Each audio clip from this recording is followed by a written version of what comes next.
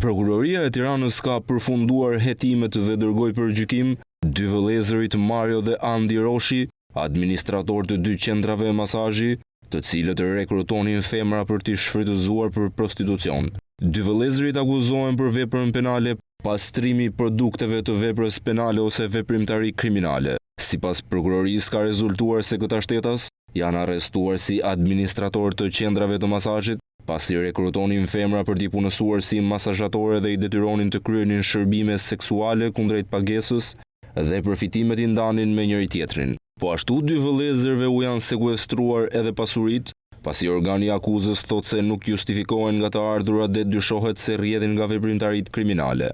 Për këtë arsye, me kërkesë të prokurorisë pranë gjykatës së shkallës së parë të jurisdiksionit të përgjithshëm Tiranë, u sekuestruan pasuritë e mëposhtme të cilat nuk justifikohen nga të ardhurat e ligjshme të siguruara ndër vite.